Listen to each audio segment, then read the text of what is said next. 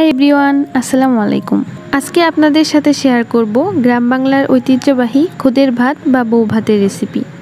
বিক্রমপুরে এটাকে বলে বউয়া বা বউয়া ভাত। চলুন তাহলে দেখে নেই এই খুদের ভাতটা রান্না করতে আমাদের কি কি উপকরণ লাগবে।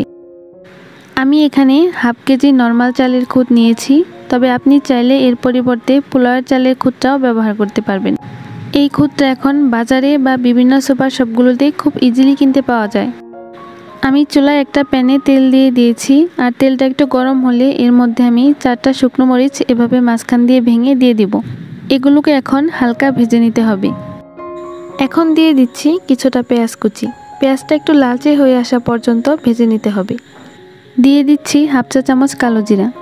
এখন এই সবগুলো উপকরণকে আমি ভালোভাবে একটু নেড়েচেড়ে নিব। এখন দিয়ে দিচ্ছি হাফ চা চামচ হলুদের গুঁড়া, তবে এটা সম্পূর্ণ অপশনাল। ভাতটা যদি আপনারা সাদা রাখতে চান তাহলে এটা স্কিপ করতে পারেন।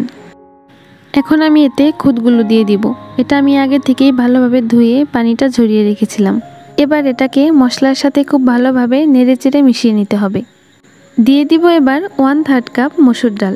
এটা আমি আগে থেকেই ধুয়ে রেখেছিলাম। দিয়ে দিব 1 কাপের মতো আলু কুচি। আলুটাকে অবশ্যই পাতলা করে কেটে নিতে হবে। দিয়ে দিচ্ছি এবার স্বাদ মতো লবণ। চুলার আঁচটা এবার মিডিয়ামে রেখে এই সব উপকরণগুলো একটু সময় নিয়ে খুব ভালো করে ভেজে নিতে হবে।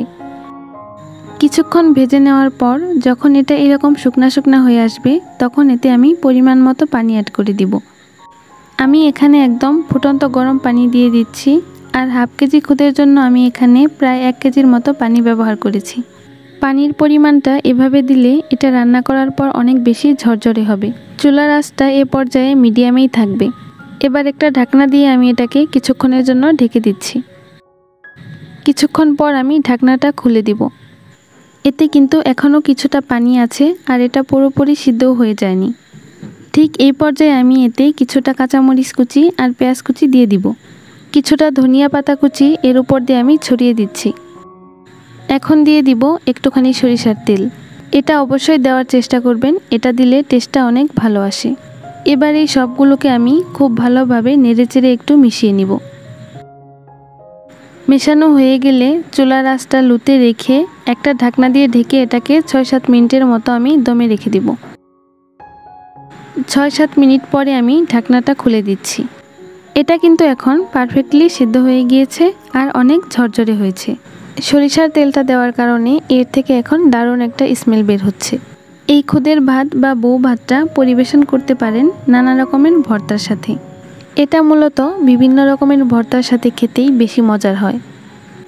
পরবর্তীতে কোন রেসিপি আপনারা দেখতে চান আমাকে কমেন্ট করে জানিয়ে দিবেন।